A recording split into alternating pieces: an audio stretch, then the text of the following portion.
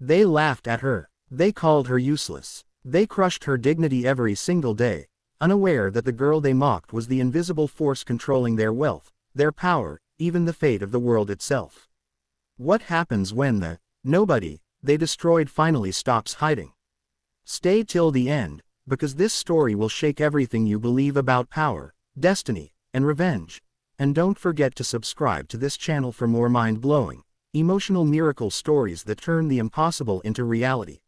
They called her useless long before they learned her name, because in their world names only mattered when backed by status, money, or influence, and Mira Vale had none of that. At least not on the surface. As she stood quietly in the corner of the vast glass-walled corporate hall clutching a thin folder to her chest, her plain clothes deliberately chosen to look smaller, duller, easier to dismiss, while laughter rippled through the room like poison when the chairman's arrogant son scoffed and said she was just another charity hire, another weak link forced into the system for optics, and Mira lowered her eyes not in shame but in calculation, because she had learned long ago that the loudest predators never notice the ground beneath their feet cracking until it swallows them whole. She had grown up in obscurity, raised in institutions that mysteriously never ran out of funding, guided by teachers who appeared at precise moments and vanished without trace, her childhood marked by patterns she was trained to recognize but never explain, because Mira was not born to rule with a crown or sit on a throne.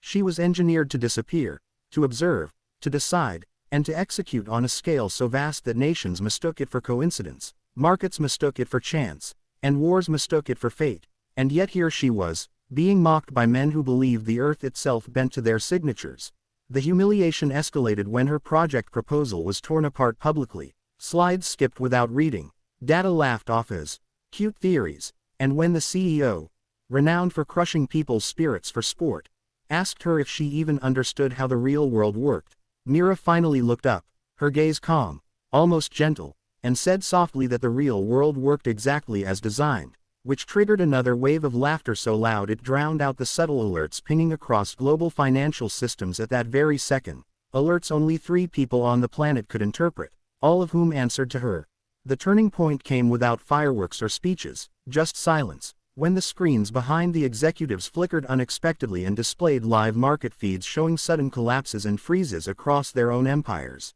deals unraveling, satellites losing alignment, logistics systems halting mid-ocean, and the room shifted from arrogance to confusion to fear in under 60 seconds as Mira stepped forward and placed her thin folder on the table, opening it to reveal not charts but names. Every offshore account, every hidden war, every bought election, every blood-soaked compromise, spoken in a quiet voice that cut deeper than any scream, and she explained that the system they thought they controlled was never meant for ownership, only stewardship, and they had failed the test. Memories resurfaced then, fragmented and painful, as the CEO recalled a forgotten committee decades ago that funded an oversight initiative, designed to prevent humanity from destroying itself, a decentralized intelligence run not by governments but by one anonymous core consciousness trained to see beyond greed and borders, a project dismissed as idealistic nonsense because it demanded something no ruler could give: absolute restraint. And as realization